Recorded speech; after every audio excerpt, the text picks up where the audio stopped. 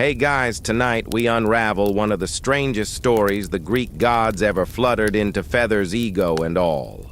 You begin under a lavender dusk sky, soft breezes kissing the tops of olive trees as the air smells faintly of crushed thyme. A low hum floats over the hills of ancient Greece, and above you something glides. It's a bird, but not just any bird. A very dramatic bird. A swan, to be exact, its wings flared wide, pure white, every feather gleaming like a polished shield. And nestled behind those noble eyes is the god of thunder himself, Zeus. Why, you're not entirely sure. Honestly, he probably isn't either. This is not a story that makes sense. This is not a tale of heroism or logic or good decision-making. No, this is mythology. Specifically the Greek variety, where gods wake up bored and decide to invent chaos before breakfast.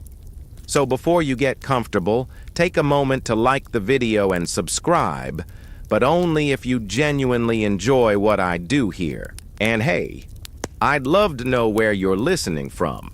Drop your location and local time in the comments. Now dim the lights, maybe turn on a fan for that soft background hum, and let's ease into tonight's journey together. You float alongside this airborne Zeus-Swan hybrid who's definitely doing the most. He's flapping like an understudy trying to get noticed, coasting above the Aegean like he owns the sky, which technically he does. His gaze focused, his purpose mysterious, his logic questionable at best. See, the ancient Greeks were never short on gods, but they were desperately short on consistency. One day Zeus is hurling lightning bolts at titans, the next he's tucking his knees under his swan belly to impress a mortal queen. It's like watching the CEO of a multinational company pretend to be a duck for an improv workshop. You'd think a shape-shifting, all-powerful sky god could come up with better hobbies. But no. Zeus's divine strategy today is bird cosplay. And don't get too comfortable, because you probably won't survive this if you try to apply reason. You're in ancient mythology territory now, where physics is optional and morality depends entirely on the vibe. Historians still argue whether this myth was always meant to be taken literally, or if the whole swan thing was an allegory that spiraled wildly out of hand. One papyrus fragment even suggests early Greek dramatists used this story as a cautionary tale about gods meddling in mortal affairs. But mostly it seems like Zeus just couldn't resist the aesthetic. And yes, swans in ancient Greece were symbols of beauty and seduction. They show up in poetry sculpture, even on early coins. But none of that quite explains why the head of Olympus decided to become one unprovoked. Maybe it was boredom. Maybe it was spite. Maybe it was just Tuesday. You glide lower now, tracing his path across the dusky sky. Below the river Eurotas, sparkles snaking through the Spartan countryside.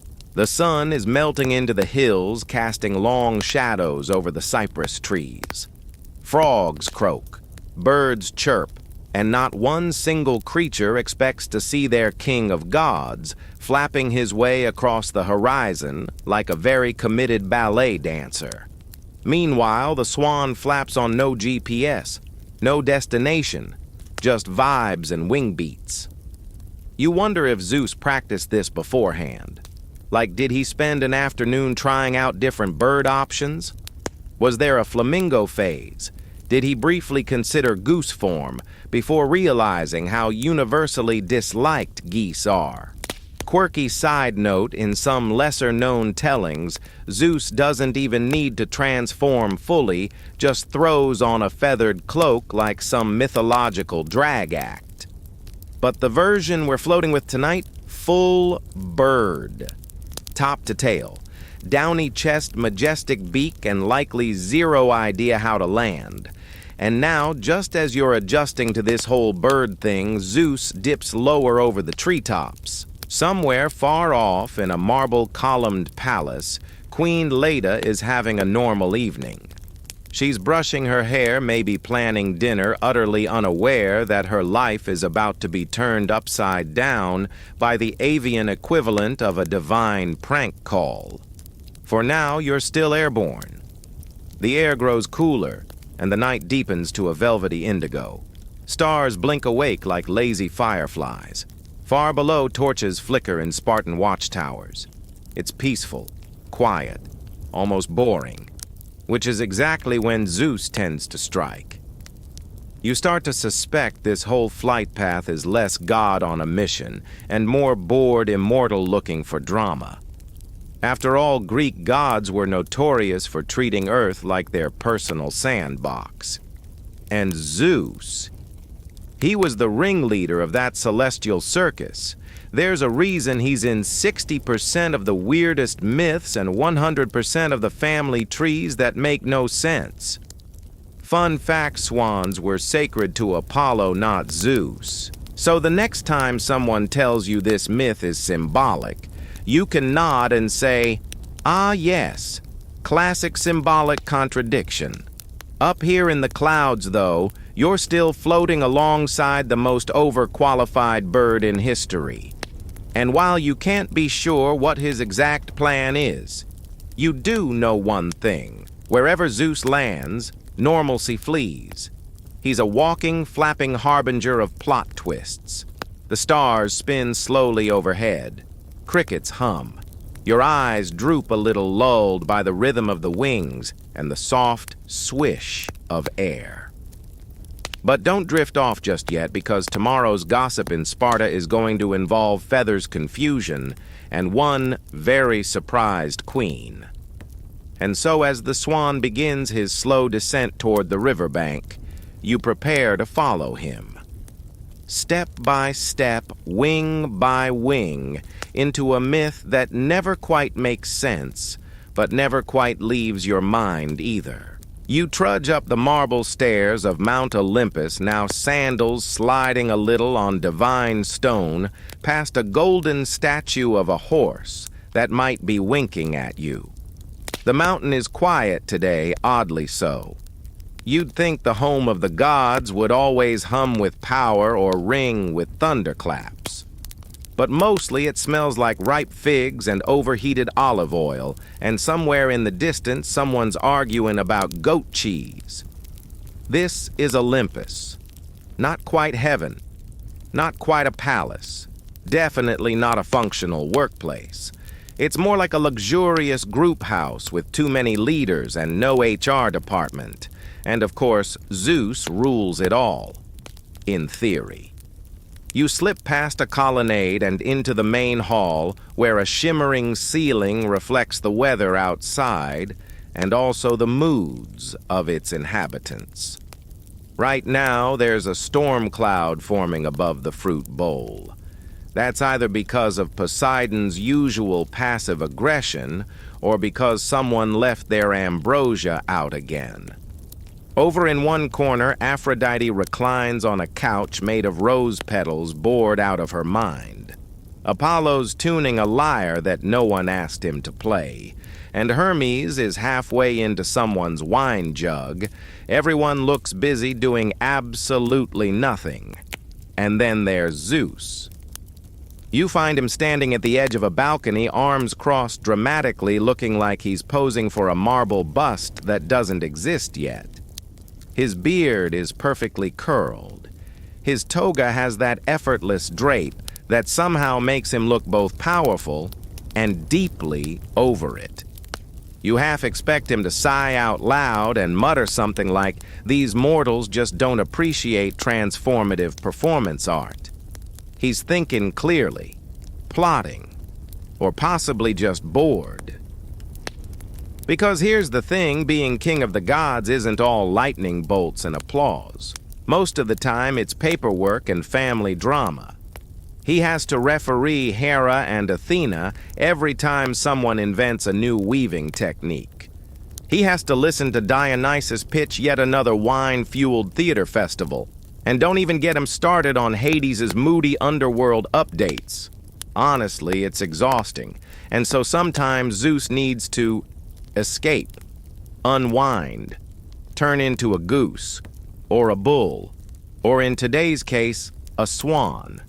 Anything to shake off the crushing monotony of omnipotence.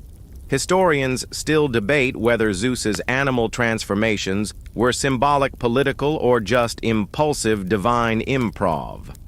Some say he borrowed animal forms to express different sides of himself: power, purity, chaos. Others think he simply wanted to confuse poets, which frankly worked. Right now, Zeus has that glint in his eye, the one that means he's about to make questionable choices. You've seen it before. The last time it led to a giant bronze robot. The time before that, he turned someone into a tree. This time, feathers. You ease into a quiet alcove as he calls out for Iris, the messenger goddess. She appears in a shimmer of color, already tired. Yes, yes, what now, she mutters, adjusting her rainbow shawl. I require bird form, Zeus says. She blinks. Again, he nods solemnly, but majestic this time. Regal. I'm thinking Swan. There's a long pause while Iris calculates how much of her afternoon this will derail. You want to be a swan, to go to Earth, and do what exactly Zeus just smiles, inspire awe. You can practically hear her eyes roll, but with a half-hearted wave, she conjures the spell. There's a puff of divine shimmer, and before you know it, Zeus's sandals clatter to the floor and are replaced by two very serious webbed feet. And just like that, he's off. Past the colonnade, over the balcony, into the open sky, white wings unfurling like a dramatic curtain call. As the feathers settle and Olympus returns to its usual lazy pace, you glance over at Hera. She's sipping from a golden cup, watching Zeus's departure, with the face of someone who has absolutely seen this before and would really rather be elsewhere. Not again, she mutters and takes a long drink. She's the goddess of marriage, but she has the vibe of someone who's emotionally divorced from this entire setup. It's not that she doesn't care, it's that she's learned better than to react every time Zeus gets creative. Quirky side note: swans were associated with prophecy in some ancient Greek cults. So technically, Zeus turning into one might have been a long con to claim spiritual depth. Or he just liked the way the feathers caught the sunlight. Hard to say. You wander down a hallway lined with golden urns, each humming softly with the essence of an old prophecy. One whispers, "The egg will bring the fire," which seems unnecessarily cryptic given what's coming. But hey, that's Greek mythology for you. Vague threats, mysterious eggs, and not a single manual. Outside, Olympus gleams on its mountain peak. Inside, the gods go back to their gossip and grapes. The king of the gods has taken wing, leaving behind a whole pantheon of immortals who are honestly just trying to make it to the weekend. And you follow the breeze left in his wake. It's carrying you gently, steadily down toward the mortal world, toward Sparta, toward a queen named Leda, who's about to have a deeply weird afternoon.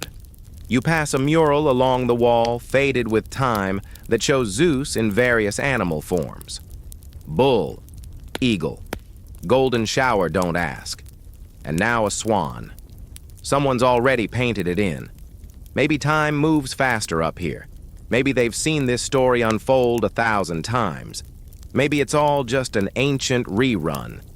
Still, as the air thins and you glide toward Earth, you feel something shift. The weight of the myth begins to settle.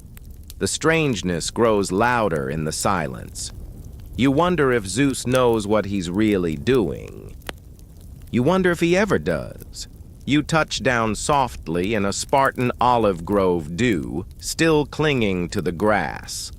The Swan lands a few yards ahead of you, with the elegance of a trained performer and the subtlety of a dinner guest who brought fireworks. His feathers fluff dramatically. He looks around. He is, how do we say this, feeling himself. Zeus, now fully Swan, surveys his surroundings like a real estate agent, considering a vineyard estate. There's a flicker of thunder in the sky, just for flair, though the mortals nearby chalk it up to spring weather. He begins to stroll waddle down toward the riverbanks, chest puffed out, wings poised like a toga at a red carpet event.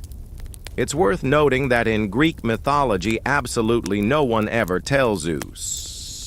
So that's a bad idea.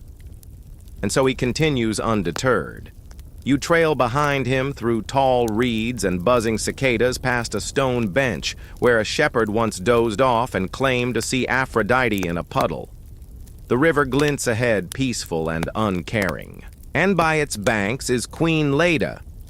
She's not expecting company, least of all feathered.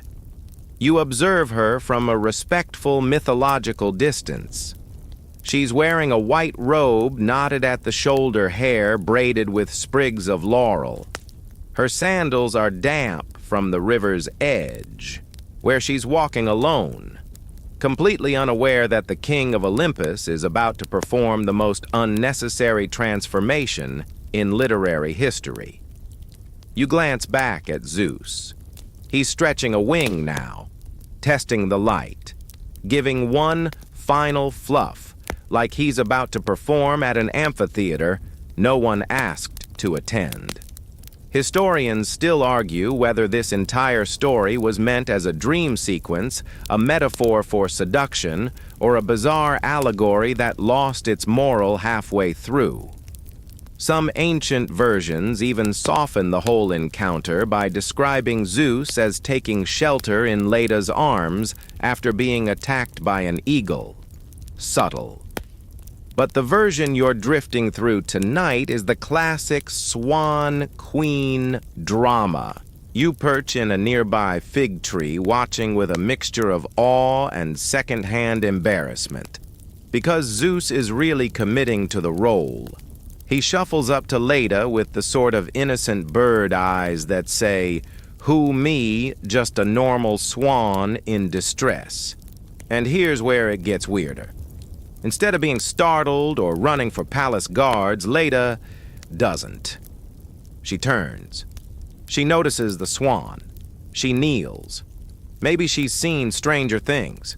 After all, Sparta is a city of warriors' myths and the occasional nymph sighting. Maybe she thinks it's a sign, a gift from the gods. Or maybe, and this is a theory proposed by one very fringe historian, it's a dream brought on by fermented olives and a long afternoon. Regardless, she opens her arms, and Zeus Swan dramatically collapses into them like an opera singer finishing an aria. There are feathers. There is flapping. There is what we'll generously call mythological bonding. The details, vague, contradictory, and wildly debated depending on which century you ask.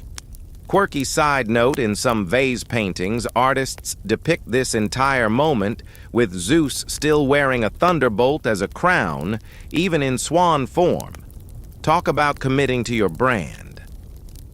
Leda carries the swan to the riverbank. She seems oddly calm for someone cradling a thunder deity disguised as a waterfowl. You float nearby, trying not to laugh at the absurdity. Even the frogs are pausing mid-ribbit to blink at this whole situation. Then it happens. The light shifts. The breeze stiffens. Zeus begins to glow faintly, yes, even as a swan. He lifts his wings one final time and lets out a honk that echoes like divine punctuation. And then he's gone. Well, not gone, but vanished, fled, teleported, whatever gods do when they finish their dramatic earthly cameos. Just feathers left behind. And Leda, sitting by the water, holding nothing but air and a rapidly forming sense of confusion. You drift closer. She's still staring at the river lips, parted slightly, not entirely sure what just happened. Was it real? Was it a sign? Was it a very vivid nap? Here's the thing. No one ever tells mortals how to process divine nonsense. You don't get a pamphlet after a god lands in your arms. There's no therapist trained for. So I think Zeus just impersonated a swan, and Leda rises, brushes herself off, and walks slowly back toward the palace. Her robe trails slightly in the mud. Her hair glints in the sunlight. And behind her, in the reeds, one swan feather drifts lazily to the ground like the world's most confusing souvenir. Back on Olympus, you imagine Zeus snapping back to full god form, swirling toga, and all lounging on a celestial beanbag like he just aced a theater final. Hera probably doesn't even look up from her wine. The other gods barely blink. Just another Tuesday. The river settles. The reeds hush. The cicadas pick back up rhythmically, unbothered by the swirl of divine plot twists. And you remain for a moment longer at the riverbank, trying to make sense of what you've seen. But sense is not the currency of myths like these. Wonder is. Strangeness is. The kind of story you half remember in a dream and wonder years later if it was ever real. You follow Queen Leda now, trailing behind her as she ascends the stone steps back to her palace, the swan incident still hanging in the air like a dropped punchline. Her face is unreadable. She moves with the kind of quiet grace only someone living in a myth could muster. No panic, no shouting. Just calm, confused footsteps as if maybe this isn't the weirdest thing that's happened to her this week. Sparta itself is humming with late afternoon stillness. The olive trees sway gently. A few guards nod as Leda passes, none of them noticing the downy white feather clinging to her hem. She doesn't speak, doesn't explain.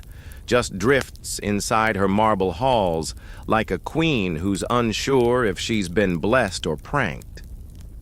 Inside the palace is all echoing corridors and the soft scent of honey cakes from the kitchens. A servant bows, offering her wine. She waves it away. You watch her glance up at the ceiling as if expecting the gods to explain themselves. They don't. Naturally. You slip into a side chamber where Leda retreats, removes her sandals, and sinks into a cushion. She rests her hands in her lap, and for a moment it's almost serene, until she reaches out and finds nestled beside her a feather, still warm. You imagine the thoughts racing through her mind. Did anyone else see it? Was it a dream? What exactly does one do after cradling a celestial waterfowl? Here's where things take an even more baffling turn, because within a few days, Leda begins to feel different. Not unwell, but not entirely normal. A kind of divine weight settling in her bones. Her sleep becomes restless, filled with fragmented dreams of wings, rivers, and voices that speak in thunder. And then the egg. Yes. An actual egg. You trail the midwives who whisper behind silk curtains trying to maintain their professional composure. Leda doesn't panic. She simply accepts the impossible with the weary grace of a woman who's figured out that asking questions in mythology rarely leads to satisfying answers. And so, they place it in a basket. A very large basket, padded with embroidered linen and gently tucked into a side room of the palace. Quirky historical side note, in some versions of the myth, Leda lays 2 eggs. From these 4 children are eventually born Helen. Yes, that Helen Clytemnestra and the twins, Castor and Pollux. Some accounts say 2 are Zeus's children, and 2 belong to her husband Tyndareus, which raises even more questions about Spartan biology and godly timelines. Historians still argue whether this was meant as symbolism. Perhaps the egg represents beauty born of divine chaos, or whether early poets simply enjoyed adding absurd visuals to their narratives. One scholar actually suggested the egg detail was a literary one-upmanship move. You made your hero born from a tree-cute. My heroine hatches. Regardless, the egg is very real. It rests now in that chamber, glowing faintly with a golden shimmer, as if the laws of physics are giving it extra room out of sheer confusion. Word spreads slowly through the palace. Servants pass the story from room to room, their voices dropping to whispers. A goose egg, they say. No, a swan's egg. No, an egg from heaven. Leda remains silent. You drift through the halls as this quiet disbelief spreads. In the courtyard, musicians pluck softly on lyres. In the kitchens, no one says the word omelette anymore. And in the nursery, the egg sits. Leda visits it every day. She doesn't speak to it. Just sits beside it, hand resting lightly on the wicker basket, as if trying to feel whether the heartbeat within is divine or merely mortal, or both. Tyndareus, her husband, returns from a brief hunting expedition during this time, which is unfortunate timing for everyone involved. You trail him as he enters the palace, dusty from the road, calling out cheerfully. That cheer fades rapidly when he sees Leda's expression. And the egg. To his credit, Tyndareus does not faint. He does, however, go very quiet.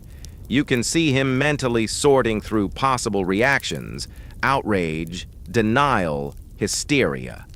Instead, he settles on the most Spartan option: stoic acceptance.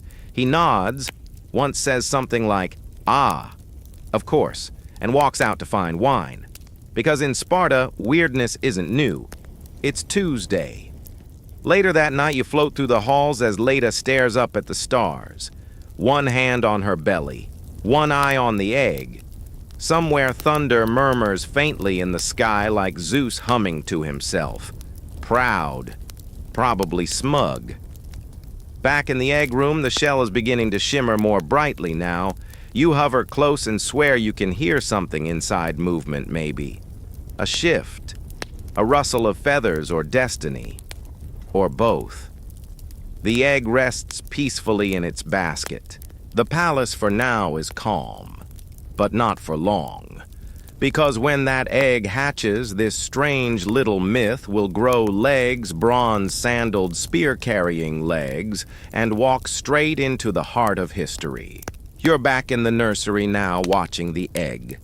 It's early morning, and the sky beyond the palace windows is just beginning to blush pink. The basket rests quietly in a pool of sunlight, and the egg inside is how to put this getting restless. There's a sound, a soft tap, then another. A faint crack begins to spider across the surface like the first hairline fracture in a porcelain vase. You lean in closer, not that you'll be able to help. You're just here to witness whatever this very ancient, very mythological bird moment is about to become. And then it happens. A sharp snap, a bright flicker of light, and suddenly the egg is open. Not exploded, not shattered, just open. And from it, blinking and squinting in the sun, like slightly confused celebrity babies, come not 1, not 2, but 4 children. Yes, 4. You're not dreaming this. And no, no one has any idea how biology works in this scenario. Don't even try. 2 boys, Two girls, all with curls and rosy cheeks and that strange, slightly radiant aura that only appears in mythological birth scenes or after very fancy spa treatments. Leda stands nearby, calm as ever. The servants gasp. Tyndareus drinks. A lot. Somewhere in the background, a harp plays itself without anyone touching it. Drama. Oh, it's just beginning, so let's take stock. According to the best-known version of the myth, the four children born from this egg event are Helen, later known as Helen of Troy, whose face famously launched 1,000 ships. No-pressure baby girl. Clytemnestra, strong-willed, calculating future queen, and one of the most infamous wives in Greek tragedy. Castor and Pollux, twin boys also known as the Dioscuri, famed horseman warriors and eventual celestial bodies. Now here's the weird part, and yes, this is weirder than a queen laying an egg after hugging a divine swan. The parentage of these children is extremely confusing. Historians still argue whether Zeus fathered all four or just Helen and Pollux. Some versions say Castor and Clytemnestra are the children of Tyndareus Leda's very mortal, very bewildered husband. Apparently, Spartan family trees are less branches and more tangled vines held together with divine duct tape. And remember, we're still at the start of the myth. You watch as the children are wrapped in embroidered blankets, each one marked with a golden thread. There's a hush in the palace now, a sacred stillness, like even the birds outside are waiting to see what these tiny legends will grow into. Quirky fringe detail. In some local cults, Castor and Pollux were believed to live alternate lifespans. When one died, the other would give up his immortality, so they could keep switching places between Olympus and the underworld. That's brotherhood and then some. But for now, they're just babies. And babies don't worry about cosmic contracts. Helen blinks up at the light, already pretty in that unsettling way that implies foreshadowing. Clytemnestra holds her chin a little higher than necessary. The twins wriggle side by side, a perfect mirror of future mischief. You drift through the nursery as time fast-forwards in a hazy montage. Days pass, then weeks. You watch the children grow. Helen is serene and luminous even as a toddler. Servants whisper that flowers bloom faster where she steps. Painters start sketching her before she can speak full sentences. She has the effortless charm of someone born famous. Clytemnestra is sharper. She watches, calculates, memorizes. She prefers facts to flattery, and you once saw her pull apart a toy chariot just to figure out how the wheels spun. Castor learns to ride before he can run. Pollux trains with a wooden spear that's half his height. Together, they're unstoppable, fast, strong, loud, and always a little too coordinated for comfort. And Zeus, not a word. He's back on Olympus now, presumably basking in his own dramatic choices. Maybe sipping nectar. Maybe waiting for the children to do something interesting enough to justify his feathered escapade. Or maybe he just forgot and moved on to turning into a golden bull somewhere else. Leda never mentions the swan again. Tyndareus never asks. It becomes one of those unspoken things in the palace, like that one column that's always cracked or the fact that no one knows what happened to the first chef. You pass through the palace gardens now where the children play in the sunlight. It's a picture of peace.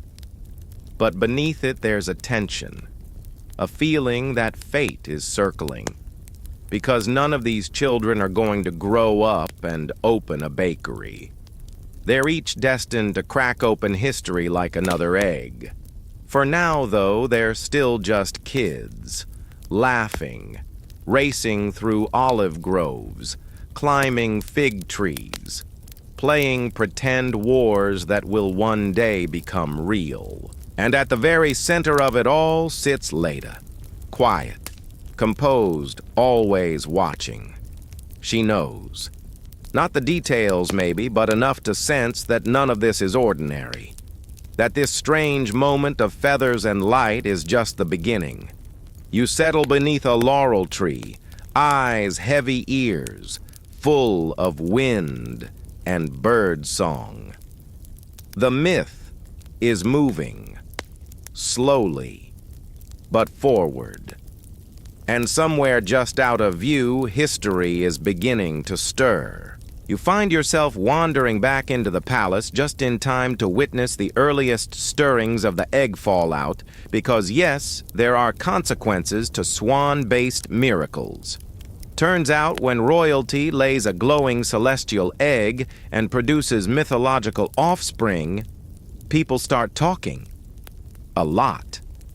In fact, by the time Helen and her siblings have grown out of nursery rhymes and into actual words, the whispers around Sparta are echoing off every marble column.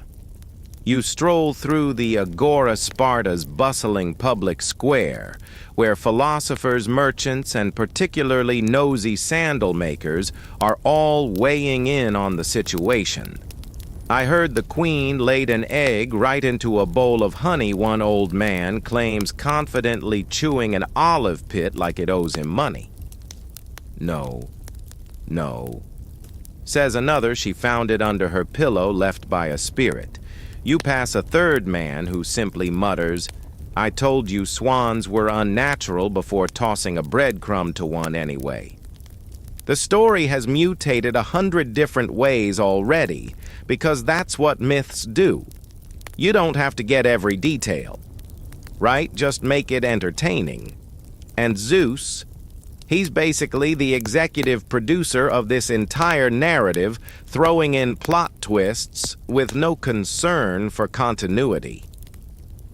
Back at the palace, things aren't exactly calm either. Leda is trying to maintain a level of grace under pressure that could honestly win her an Olympic laurel if they awarded those for remaining composed while explaining divine egg-laying. She holds court like a pro, smiling, just enough answering nothing directly, and always changing the subject before anyone can get specific about bird-related incidents. You linger near the throne room one morning as an envoy from Corinth asks as casually as possible, "So, about the divine poultry rumors," Leda doesn't flinch. She simply replies, "We've always welcomed signs from the heavens," which is the ancient Greek diplomatic equivalent of "next question, please." Quirky tidbit. Some ancient coins from Sparta depict a swan beneath a starburst, possibly referencing this very myth. Or maybe they just really liked swans. Hard to tell. Meanwhile, the children grow. They learn quickly. Too quickly. Pollux lifts a bronze shield before most kids can tie a belt. Castor already speaks like a general. Clytemnestra recites every law in the Spartan code before breakfast. And Helen walks through the hallways like she already knows the world will one day crack in half over her smile. And still, the palace pretends everything is normal. You follow Leda to the temple one afternoon. She kneels before a statue of Hera, goddess of marriage, and offers a small cup of wine. Her lips move in prayer, but you can't hear the words. You wonder who she's praying to exactly. Because the last time Zeus got involved, it didn't exactly come with clear instructions. Historians still debate whether this entire myth was originally meant to explain Helen's unnatural beauty, or whether the swan and the egg were added later for poetic flair. Some suggest the egg story was symbolic, perhaps a metaphor for foreign origins, or purity, or even war as a natural consequence of divine meddling. Others think ancient poets just enjoyed messing with future scholars. Back in the market, the rumors continue to evolve. One woman insists Helen floated down the river in a golden cradle. A young boy claims the twins were born with swords already in hand. An old bard begins composing an epic poem that includes a scene where the egg hatches during a thunderstorm and a chorus of geese sings in Latin. They didn't even have Latin yet. Still, you drift among them amused. Because in some way, the chaos is the point. The more confusing, the more legendary. That's the golden rule of Greek myths. The less sense it makes, the more you're supposed to remember it. The gods, of course, are completely silent. No divine clarifications, no thunderous press releases. Zeus doesn't swing by to explain himself. Hera, unsurprisingly, keeps her distance, possibly out of sheer emotional preservation. You suspect even she's tired of the Swan nonsense. And yet, despite it all, life in Sparta goes on. Soldiers train in the courtyard. Farmers plant along the river. Leda hosts feasts and continues to sidestep every veiled question with the poise of a woman who's seen too much and has decided to simply make good soup and carry on. You visit the children's lessons now. Castor and Pollux spar with wooden weapons, moving with uncanny coordination. They don't talk much while fighting, they don't have to. Clytemnestra studies maps of Mycenae, already plotting alliances. And Helen sits in the garden watching butterflies and silently bending people's moods just by existing. One servant forgets what he came to deliver. Another trips over his own feet. A young visiting noble offers her a necklace without even remembering his name. There's something magnetic about her already. Something ancient, inevitable.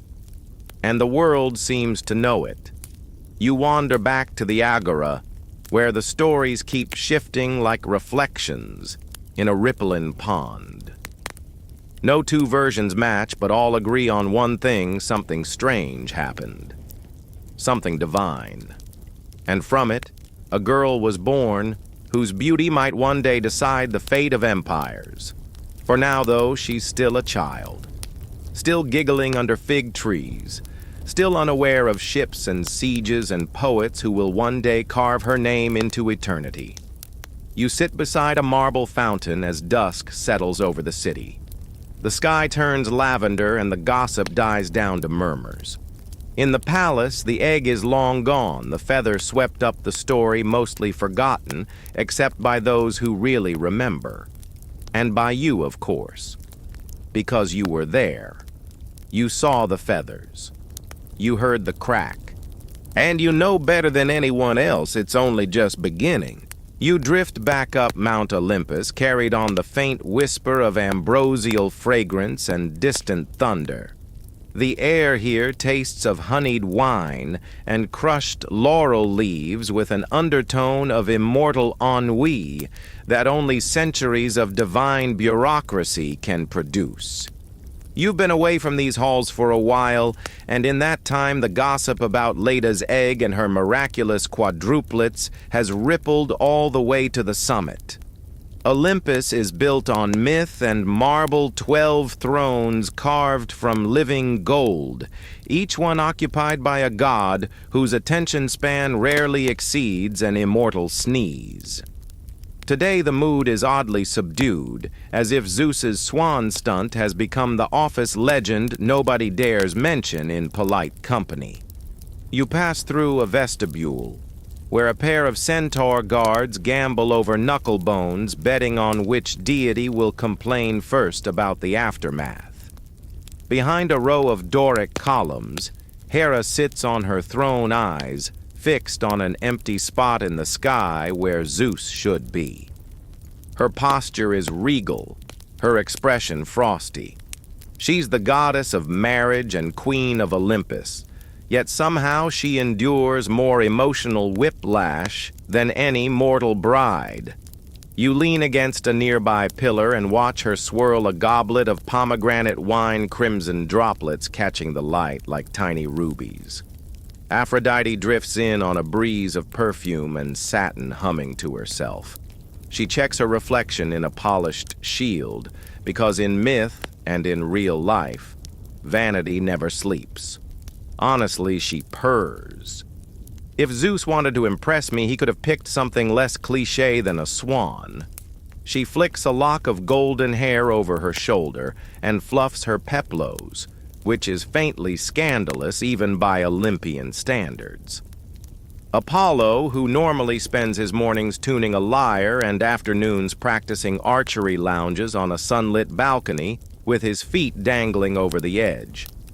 Swans are for the birds, he jokes, his voice echoing across the marble terrace. One of his lyre strings twangs unexpectedly. Was that celestial laughter or just a faulty instrument? Either way, he's amused. Historians still argue whether Apollo ever secretly envied Zeus's fancy showmanship or simply rolled his eyes from Apollo's own throne. Hermes sweeps by messenger staff in hand, checking his winged sandals for scuffs.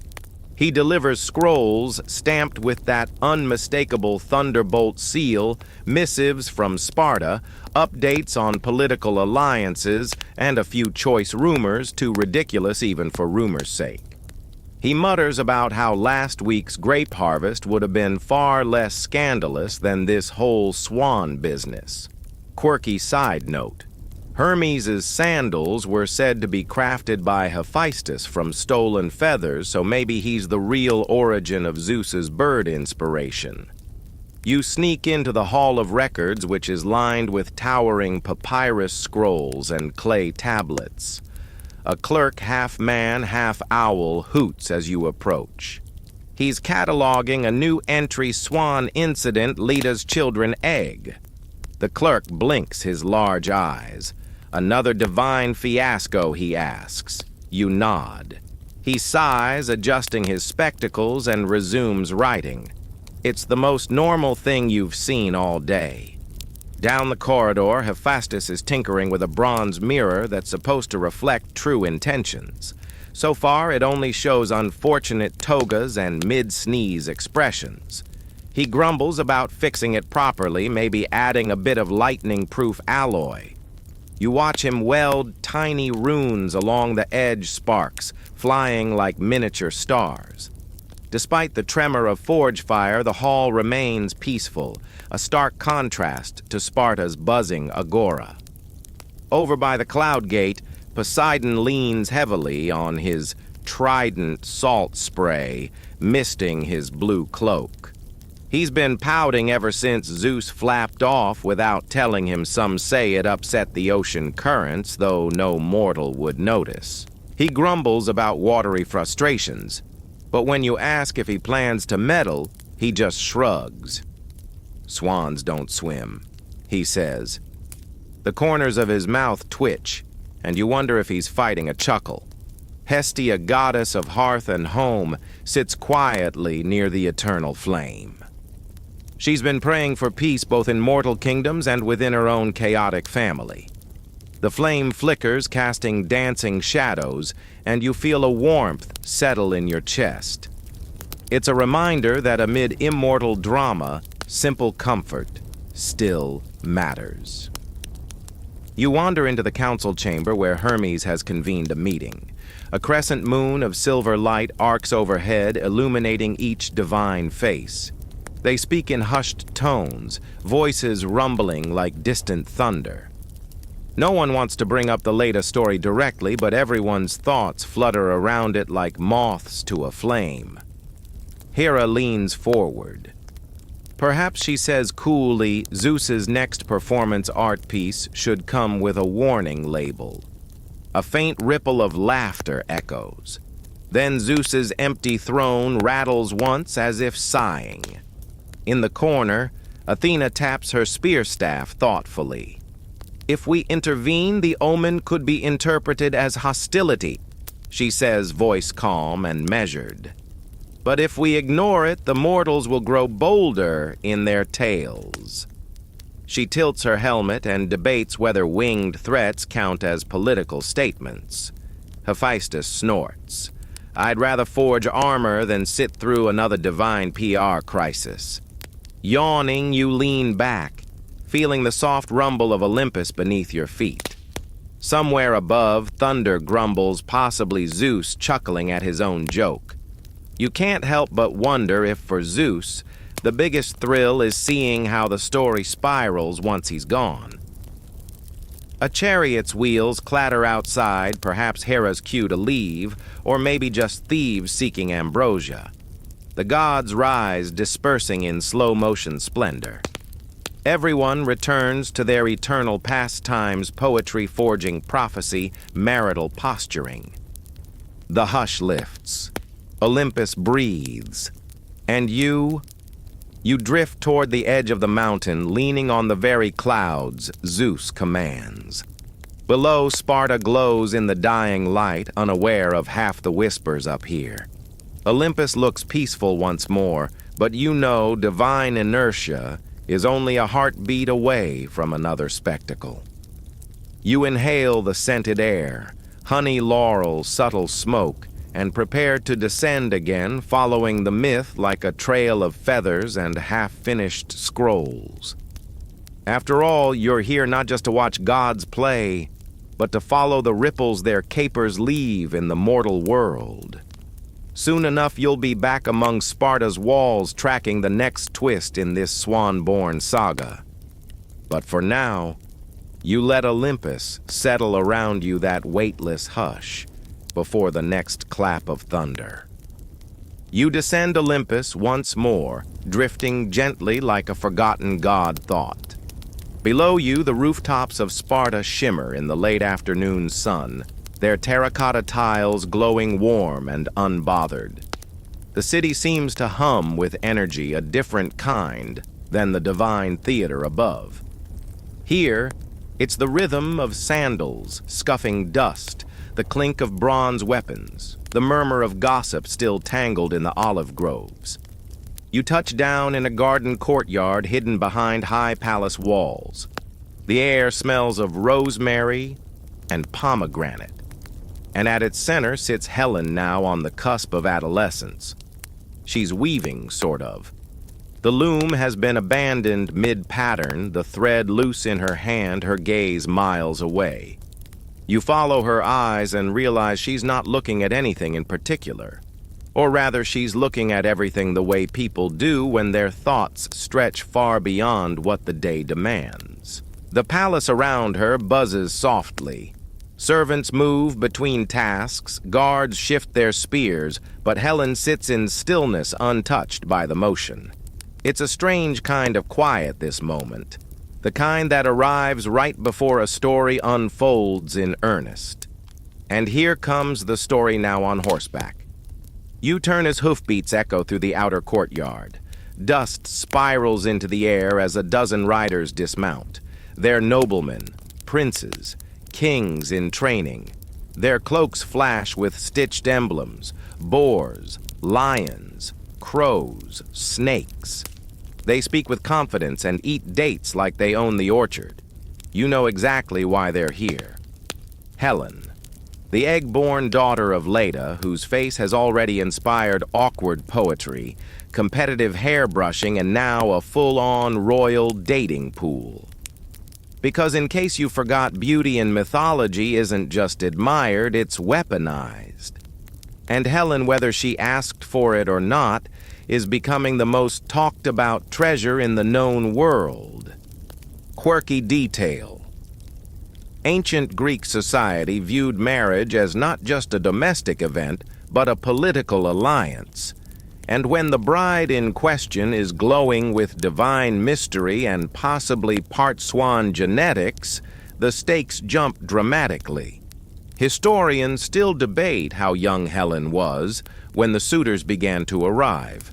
Some accounts say she was a teenager, others claim she was abducted in her youth and retrieved through diplomacy before her actual marriage was arranged.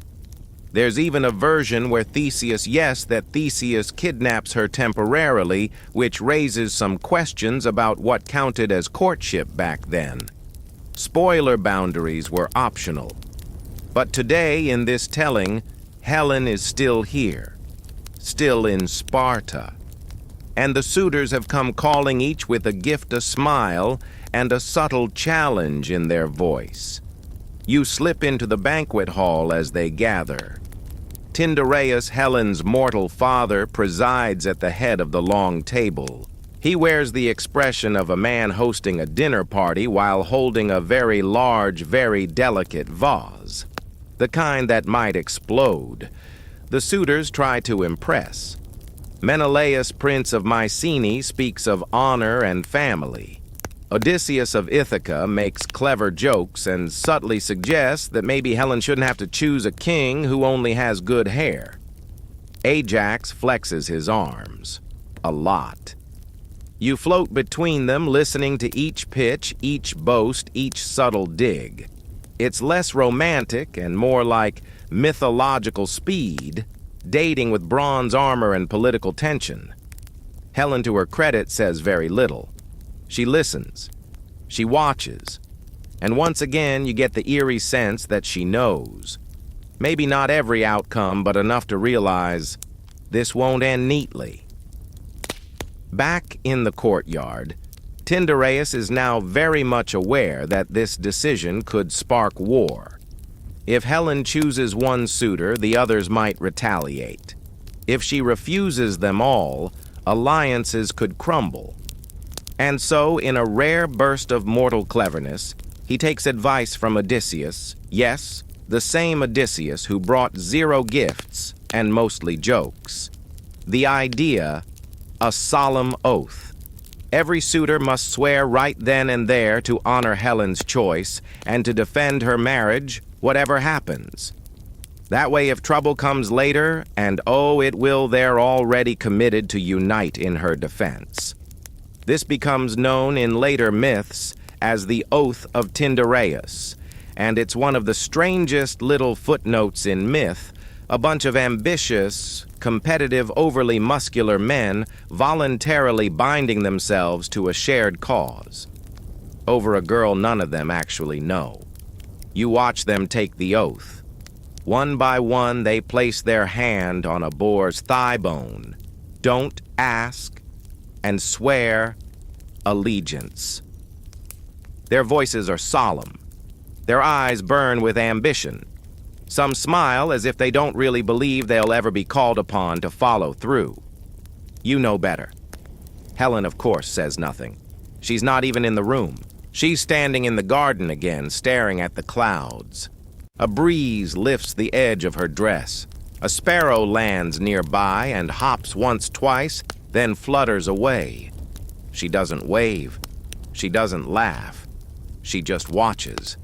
And in that moment, you realize she's already more symbol than girl. More legend than person. And no matter whom she marries, the real story is already writing itself around her. Menelaus will win her hand. You hear it announced later during a feast. Tyndareus raises his cup. The others smile through clenched jaws. Somewhere in the distance, a poet's voice begins to shape the first lines of a tragedy that hasn't yet begun. But you're there. You see it. The Swan's daughter, the oath-bound kings, the quiet flicker of fate rising like heat from the stones, and beneath it all the sound of wings, faint, distant, but definitely there. You stay close to Helen in the days following the announcement, watching her move through the palace like someone trying on a costume she didn't pick. Menelaus, now her official husband-to-be, walks beside her with pride, but also a flicker of uncertainty, as if he's just adopted a lion cub and isn't sure if it's smiling or baring teeth. The wedding preparations are predictably excessive. Silk arrives from Corinth, perfumes from Crete. A poet writes 23 stanzas comparing Helen's hair to honey wheat and something called the shimmer of fish scales at dawn. You try not to roll your eyes, but let's be honest, subtlety was never a Greek poet's strong suit. You float through the halls watching everyone buzz with celebration, but Helen remains a kind of still center. People orbit her, but they never touch her. Even Menelaus, who is technically winning this whole contest, never really gets close. He speaks with her politely, praises her often, but Helen's replies are brief, her smile distant. It's not dislike, it's detachment. Like she's already halfway into the story that's about to unfold and has no idea how to pause it. And speaking of stories, you might be wondering where's Zeus in all this. That's the thing. He's completely absent. Not a thunderbolt, not a goose feather, not even a half-hearted celestial. You're welcome. It's as if his role ended once the egg cracked, and now he's wandered off to turn into a goat or seduce a tree nymph. Again. Historians still argue whether Zeus actually had any long-term interest in Helen's fate. Some believe he orchestrated her entire existence as a way to kickstart the Trojan War one giant, divine chess match. Others think he just liked turning into birds and left the consequences to sort themselves out. You wander outside where the palace courtyard has been transformed into a temporary arena. The Spartans love a good spectacle, and no royal wedding is complete without athletic contests, music, and the occasional awkward chariot accident. Pollux and Castor Helen's twin brothers are among the champions. Pollux, ever the golden warrior, wins the boxing match in 3 punches. Castor, more clever than brawny, outsmarts every horse handler in a makeshift race around the olive groves. The crowd roars.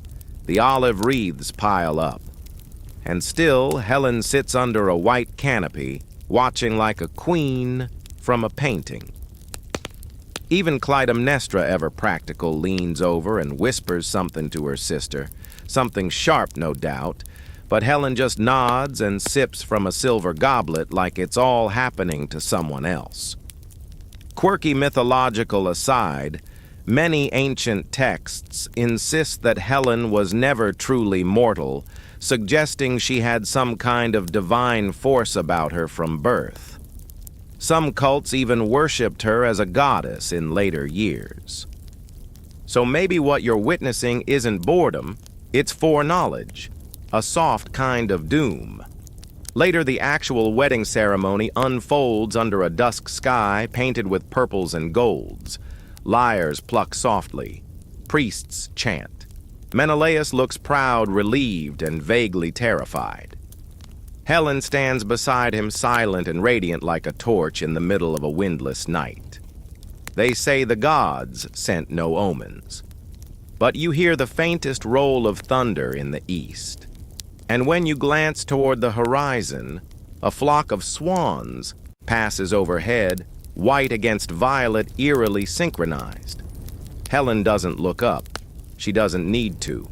Because even now, before her name becomes legend, before the ships and the fire and the war, she knows. Not the details, but enough.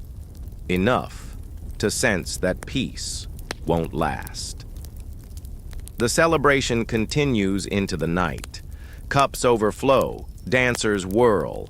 Castor starts a friendly wrestling match that ends with 3 broken benches and a very flustered cook. The stars shine indifferently above it all. You linger by the fountain where Helen finally finds a moment to herself. She stares into the water, not at her reflection, at something else. She dips her hand in, stirs it, watches the ripples. You do too. And for a second, you swear the surface flickers with images that aren't there yet. A ship, a fire, a spear, a face twisted in sorrow, then it's gone. Just water, and her fingers, still. Menelaus calls from across the courtyard. She stands slowly, dries her hand on her robe, and walks toward him. He smiles, arms open. She smiles back. And the story, this strange swan-born story, quietly prepares to ignite. Because just across the sea in a city called Troy, a prince is already being shaped by fate, and one day he'll come to Sparta. Not for war, not yet, but for Helen. And when he does, well, you're not there yet. But you will be. You follow the wind eastward now across the Aegean Sea, past jagged coastlines and moonlit inlets toward a shining city of high walls and golden towers. This is Troy, or Ilion if you're feeling poetic. A city so old it feels carved from the bones of the earth, yet so full of youthful pride, it practically preens at its own reflection in the ocean. And at the heart of it all, Paris. No, not the Eiffel Tower kind. This is Prince Paris of Troy, also known by his other slightly cooler name, Alexandros. He's young, good-looking, deeply opinionated, and on the verge of making a decision that will get everyone in serious trouble. But right now, he doesn't know that. Right now, you find him lounging in a garden, debating with himself about the meaning of fate and whether his hair looks better with the curls brushed back or forward. He has the kind of charisma that slides easily into conversations and the kind of confidence that comes from being told you're important long before you've proven it. You might remember that Paris had a bit of a complicated origin story. He was abandoned as a baby, some prophecy about him destroying Troy, and raised by shepherds on Mount Ida. Zeus, ever the drama fan, later brought him back into the royal fold for one particularly ridiculous reason. And here's that reason: the golden apple. Quirky myth time. Brace yourself. One day the gods are having a wedding feast. Eris, goddess of discord, who was not invited, decides to stir the pot by tossing a golden apple into the mix. On it is written to the fairest. Immediately, Hera, Athena, and Aphrodite all claim it, because nothing says divine elegance like arguing over fruit. Zeus, in an impressive act of cosmic shrugging, refuses to judge and instead punts the decision to guess who Paris, a mortal prince raised by sheep and vibes. And this dear listener becomes known as the Judgment of Paris, an event that will eventually lead to Helena War and the longest "I told you so" in literary history. So now you're there on a quiet slope of Mount Ida, surrounded by wildflowers and divine tension, as three goddesses descend in shimmering light, each one radiant and very much not in the mood to lose. First comes Hera. She stands tall, regal, wrapped in imperial blue, her crown of stars gleaming like she invented consequence. She offers Paris power kingship over all of Asia. You'll be the greatest ruler who ever lived, she promises, voice smooth as olive oil. Then comes Athena, spear in hand, eyes sharp as obsidian. She offers victory glory in war, unmatched wisdom, eternal fame. Your name will echo louder than Achilles, she says, and you believe her. Last is Aphrodite. No armor, no crown. Just beauty that physically hurts to look at, as if the sunlight itself has fallen in love with her. She doesn't offer gold or conquest. She leans in eyes like honey wine and offers Paris the love of the most beautiful woman in the world, Helen. Paris in that moment doesn't even blink. He hands the golden apple to Aphrodite. And with that simple, incredibly reckless gesture, the gods let the rope slip from their hands, and the wheel of war begins to turn. Historians still argue whether this scene was meant to reflect real human flaws, greed, vanity, desire, or if it was just a fun way to show how badly mortals fare when divine beings use them as pawns. Either way, The apple toss becomes one of the most expensive decisions in all of mythology. Back in Troy, Paris prepares to sail. Aphrodite has whispered the name and the location, Helen's Sparta. Married, yes, but destined. And to be fair, from Paris's point of view, it's a compelling mission. A woman of divine beauty, promised to him by the goddess of love herself. How could that not end well? You join him as he boards the ship sleek and fast, its sails catching a breeze that smells faintly of sea salt and impending doom. Troy's harbor slips behind. The open sea spreads before him, and far across the water Sparta sleeps. Unaware, or at least pretending to be. Because you know Helen isn't a fool. She's felt it coming. That flicker in the water, the tension in the air, the way every look lately carries weight, as if the world is holding its breath around her.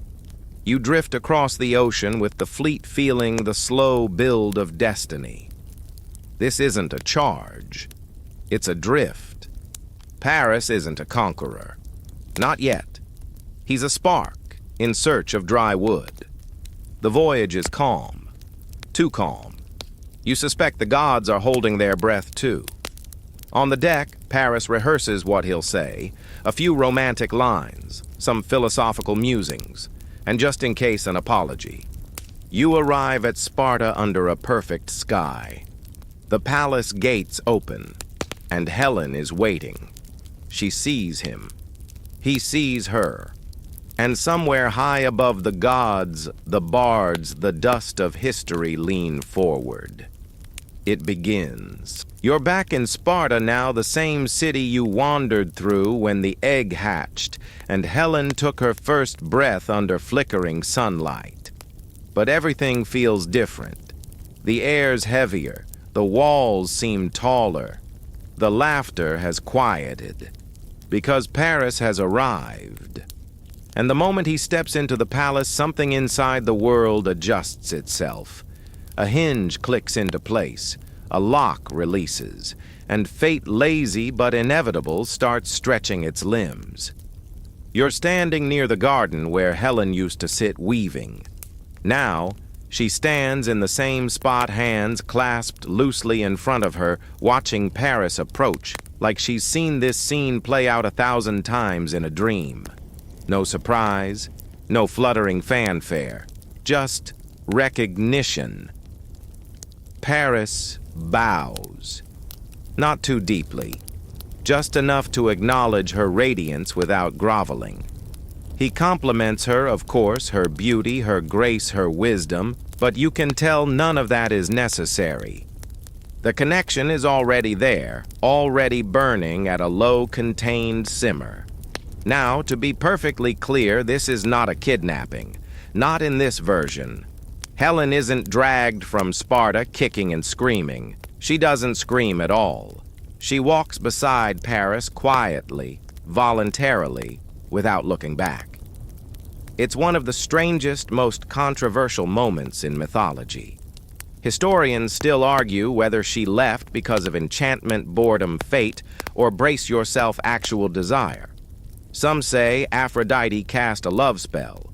Others say Helen had seen her future, and this path, messy, tragic, and epic, was always the one she would choose. Either way, the result is the same. One morning, Menelaus wakes to an empty bed. A scarf lies on the pillow, still warm. Paris's ship is gone, sails full heading east across the sea, and Helen is with him. Sparta erupts. You walk through the palace as news spreads like fire through dry grass. Courtiers gasp. Servants drop trays. Tyndareus turns pale. Clytemnestra as ever does not scream, she calculates. And Menelaus, he doesn't shout either. He tightens his jaw, clenches his fists, and rides straight to his brother's stronghold. Because yes, his brother is Agamemnon, king of Mycenae.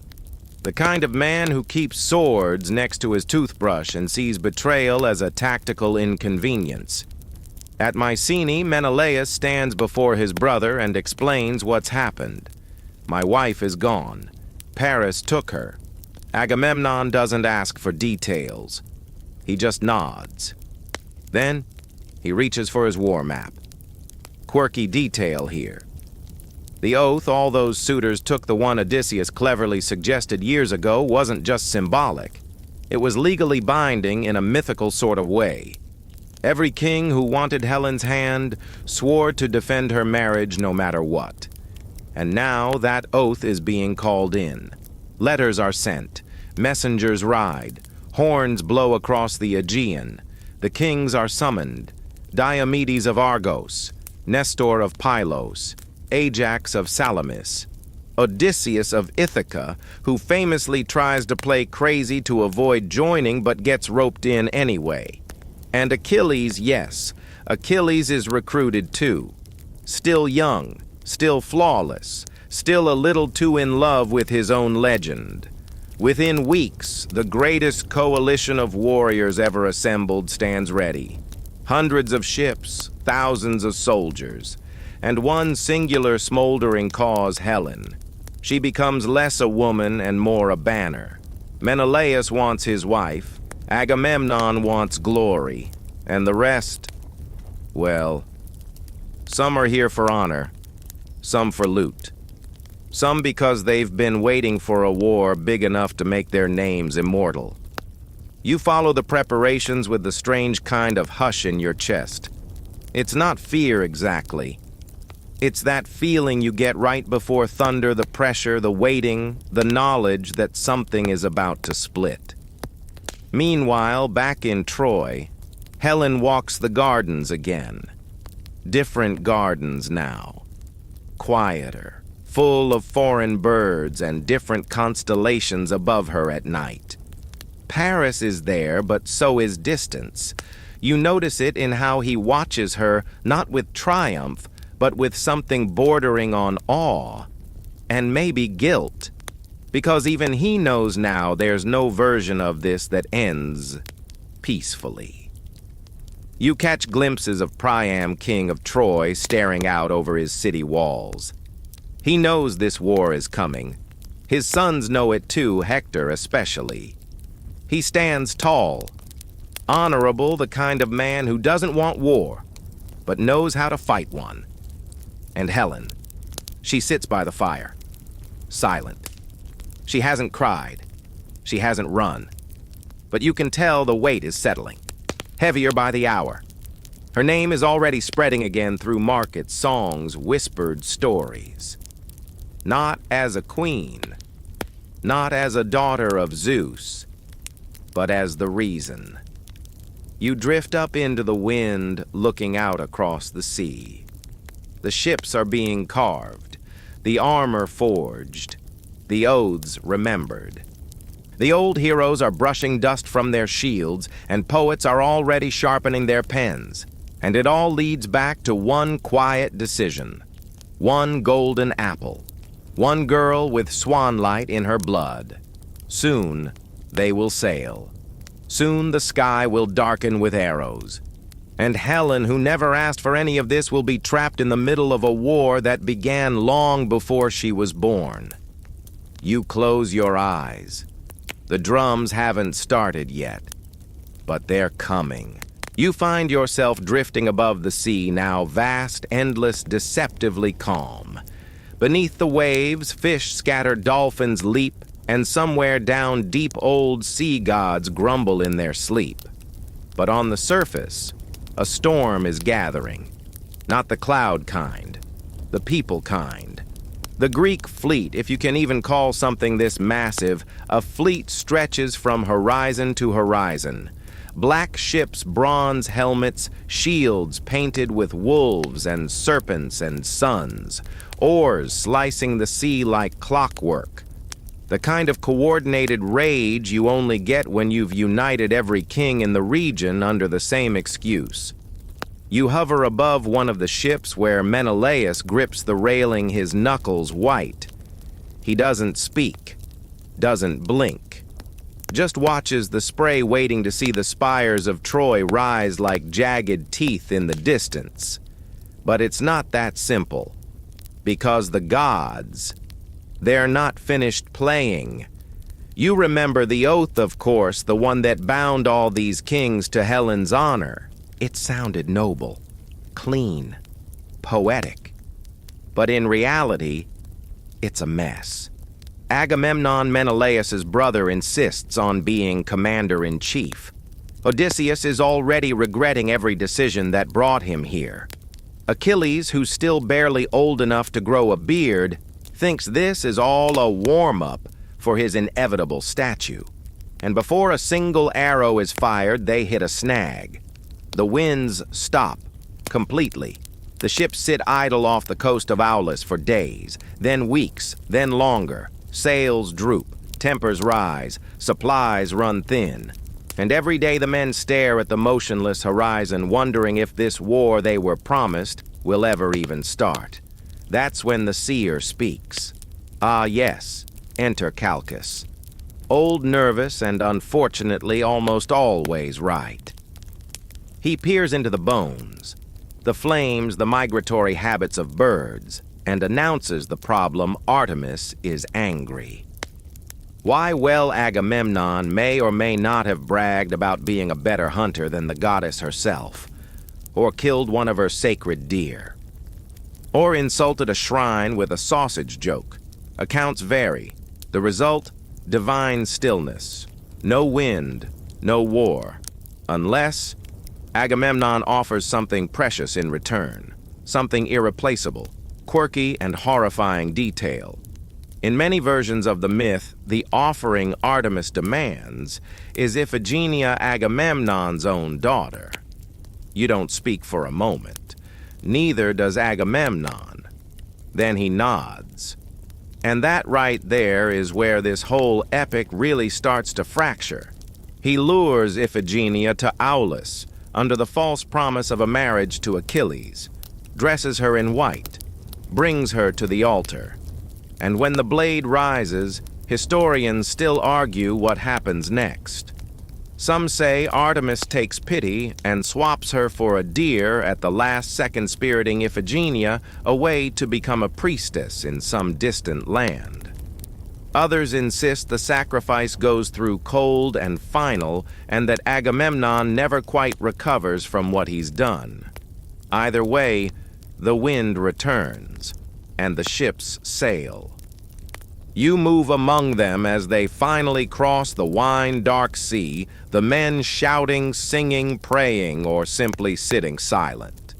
The coast of Troy rises ahead, golden and high and full of people who have no idea how much is about to be taken from them.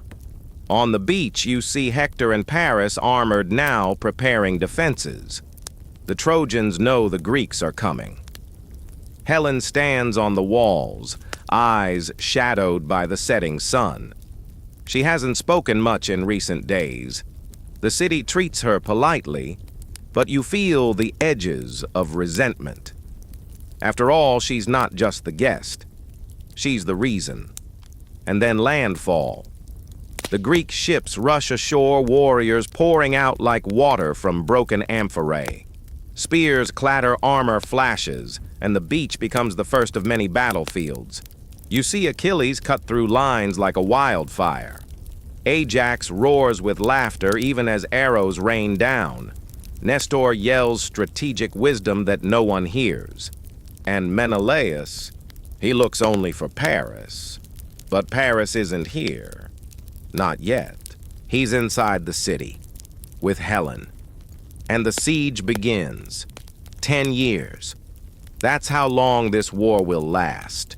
You know the highlights: Hector and Achilles, the Trojan horse, the gods switching sides like bored chess players.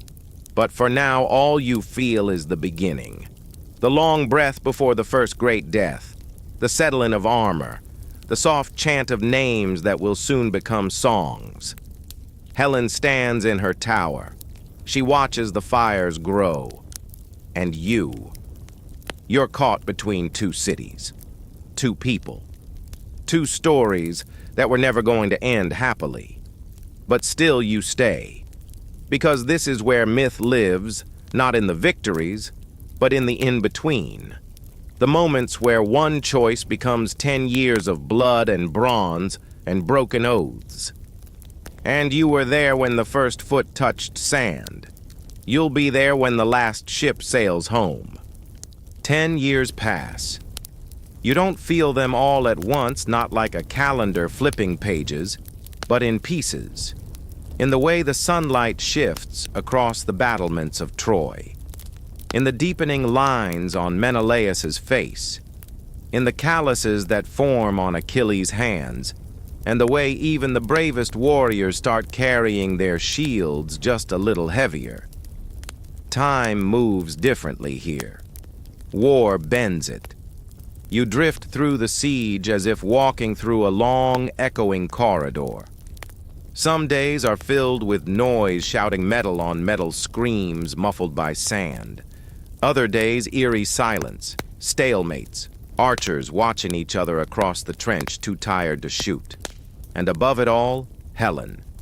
She still stands on the walls, always watching, never speaking unless spoken to. Her hair longer now, her gaze deeper. She has become a living ghost within the city, revered, resented, remembered. The Trojan women offer her cool stares behind friendly smiles. The men speak of her in two tones, one for admiration, one for accusation. And Paris. He is still her consort, but you can feel the tension growing between them like a lyre string pulled too tight. Even Aphrodite, who once guaranteed Helen's love, seems to have gone quiet. Quirky myth detail.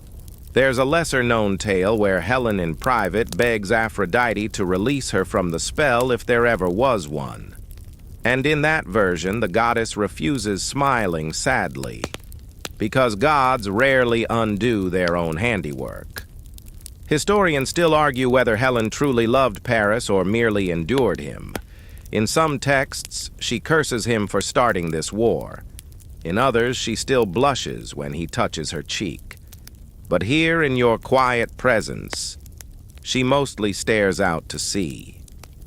Because even she knows the war's end is drawing near. You pass through the Greek camps where Odysseus is working on something. A plan. A trick. He's always scheming, and this one involves wood wheels and a lot of faith in human curiosity. But before that, there is one last reckoning. Achilles. You find him pacing outside his tent, jaw tight. He's argued with Agamemnon again this time over a captured woman, Briseis. The politics of ego in this camp are as sharp as any blade. Achilles is done fighting. For now. He won't return to battle until someone he loves dies. And so it happens. Patroclus, wearing Achilles' armor, thinking to turn the tide with borrowed fame, falls in battle by Hector's spear.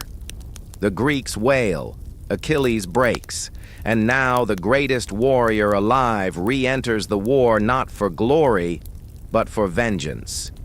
You follow him as he charges the Trojan line, cutting through soldiers like their shadows. The gods lean in. Even Ares steps back. Achilles finds Hector outside the gates, and the two circle each other beneath a heavy sky. No tricks, no spells, just fate. They clash. And when it ends, Hector lies broken, and Achilles, in grief-maddened rage, drags his body around the walls of Troy. 3 times. Dust-rising curses shouted the city weeping. Inside, Helen covers her ears. Not out of horror, out of recognition. Because she's starting to understand that her name doesn't belong to her anymore. It belongs to the war, to the bards, to the men who've carved her image onto their shields for luck. You wander into the royal halls where Priam, the aging king, prepares to do the unthinkable. He dresses plainly, walks across the enemy camp under cover of night, and kneels at Achilles' feet, begging for his son's body. It's one of the most human moments in all of myth. A broken father weeping before the man who killed his child. And Achilles, trembling, sees his own father in the old man's face. He returns Hector. The fires burn, the songs soften, but you know it isn't over yet, because Paris still lives. And soon he too will fall killed by an arrow fired by a hero with no name, or perhaps with divine help. And as he dies, it's not Helen who comforts him. It's another woman, Oenone, a mountain nymph who once loved him and was abandoned. She refuses to heal his wounds, and by the time she changes her mind, it's too late. Paris fades. Troy cracks. The Greeks move forward with their final gambit, a wooden horse. You see it now, massive, strange hollow, gifted as a token of surrender. The Trojans debate what to do with it. Burn it, leave it, bring it in. Helen walks past it once and pauses. In some versions of the story, she even circles the horse and calls out, mimicking the voices of Greek wives trying to draw the hidden soldiers into answering. But no one speaks. The trap holds, and the gates open. Inside the horse, Odysseus smiles. Helen says nothing. You drift higher, watching the city below. The final night is coming, and it will be fire. Night falls over Troy like a velvet curtain, soft and heavy. The streets lie quiet, scattered with flower petals from the day's uneasy celebration. After years of blood and blockade, the Greeks have finally left, or so it seems. The ships are gone, vanished beyond the horizon. Only the strange wooden horse remains looming absurdly in the city square, like a riddle no one wants to solve. You float above the rooftops, watching the Trojans gather in little groups. Children laugh again. Old men weep with relief.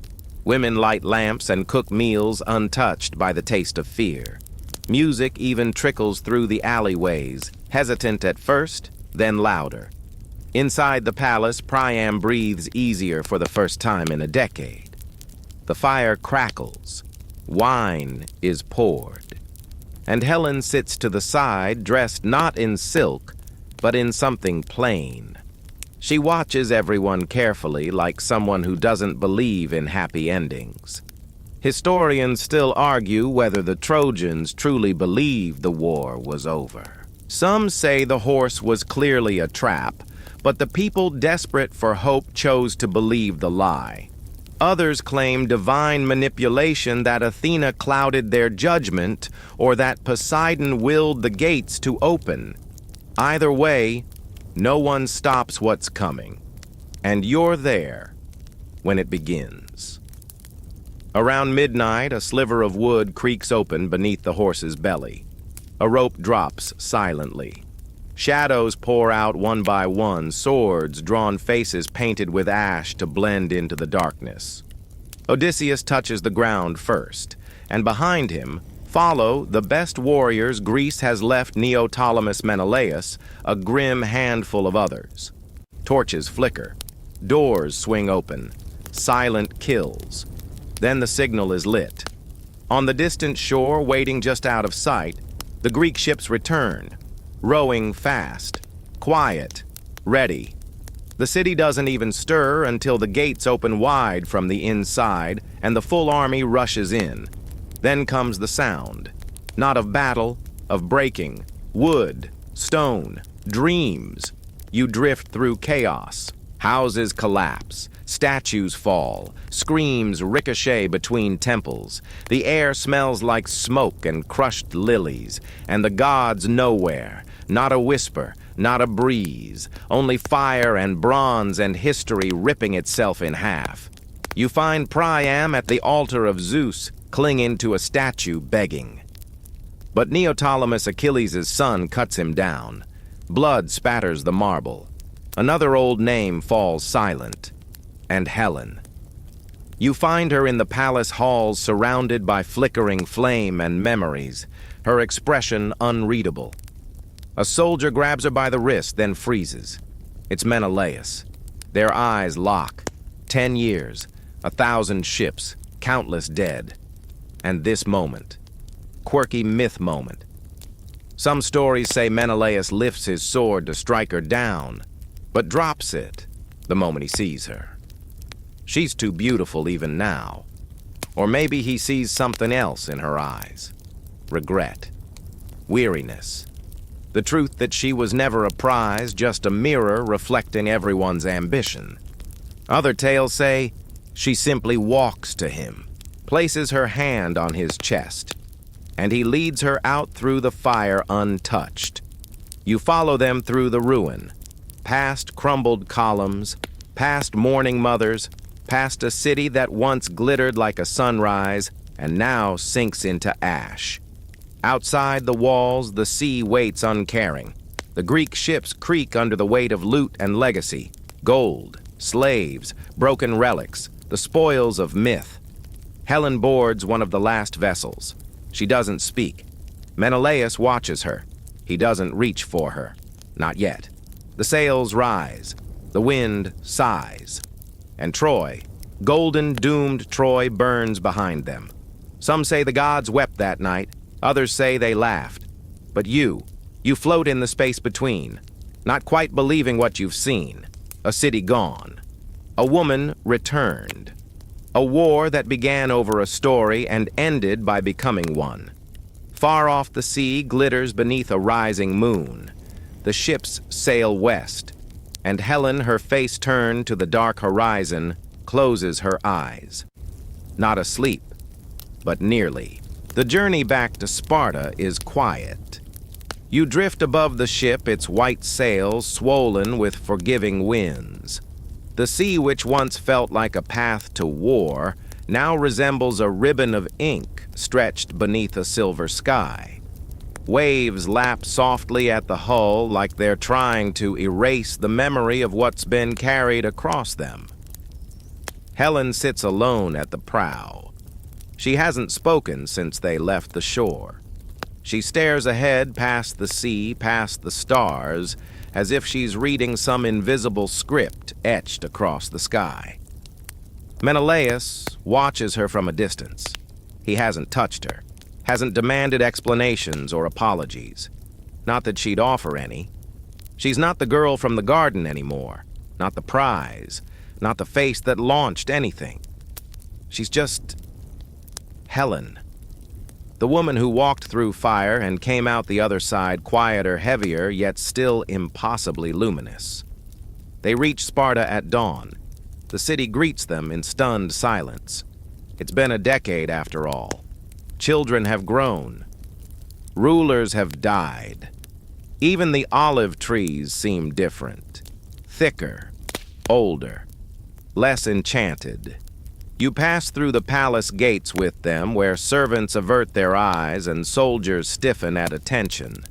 Inside, everything is familiar, but off by a degree, like a painting that's been rehung upside down. Helen walks the halls without comment. Her fingers trail the stone walls as if reminding them she once belonged here. Menelaus follows, but slower, like he's unsure which one of them should be leading. Eventually, she returns to her old chambers. Dust coats the windows. The loom stands where she left it, the half-finished weaving frozen in mid-pattern. A thread dangles. The colors have faded. She doesn't touch it. She simply sits. Quirky postscript. Some myths say Helen later spent her days wandering temples trying to wash off the guilt, even though she never started the war alone. Others say she was worshipped a goddess in everything but name her image, etched into coins her likeness prayed to for beauty, love, and survival. Historians still debate whether she was ever truly real, not just because her story is tangled in layers of poetic retelling and divine meddling, but because Helen exists so perfectly at the intersection of symbol and self. Was she a pawn, a siren, a scapegoat, or just a woman who never had the luxury of choosing her own story? Years pass.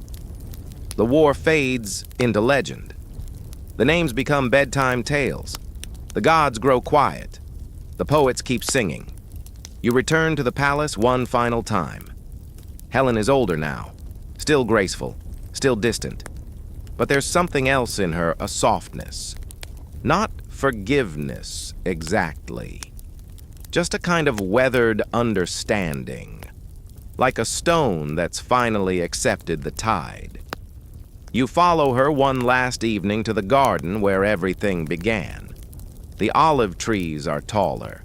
The sun sets the same way, and she sits in silence. There's no speech, no confession, no grand mythological twist. Just a woman watching the sky fade from gold to indigo, and you sit beside her in spirit. The air is still. The garden hums with crickets. Somewhere inside, a lyre plays softly. No gods, no war, just peace. At last. Now, as the story quiets and the embers of Troy flicker out in your imagination, you let your body sink a little deeper into the bed. The weight of myth, of centuries of retelling of heroes and heartbreak and swan-born queens, it begins to lift like morning mist off the sea. You feel the cool breath of evening across your skin. Maybe it's the whisper of the Aegean wind carrying echoes of long-forgotten names and sandal prints pressed into ancient stone. You don't need to remember every twist of the story. You don't need to hold on to every battle cry or whispered vow. It's all drifting now like the sail of a ship fading into the horizon. Let your eyes grow heavy. Let the palace fade. The fire dim, the drums fall silent. Helen's story, complicated, misunderstood, strangely beautiful, settles in your mind like a soft lullaby spun from marble and moonlight. Even the gods are quiet now. Even Zeus, somewhere far off, has stopped transforming into livestock. Breathe in slowly. Count the waves. You're safe. You're still. And the war, the horses, the apples, they can rest. Let the myths dissolve into stars above your pillow, and let sleep gather around you like a soft cloak pulled up to the chin of a very tired hero. Because you've heard the story, you've carried it with her, and now you let it go. Drift deeper, even deeper. Good night. End of script. Sweet dreams.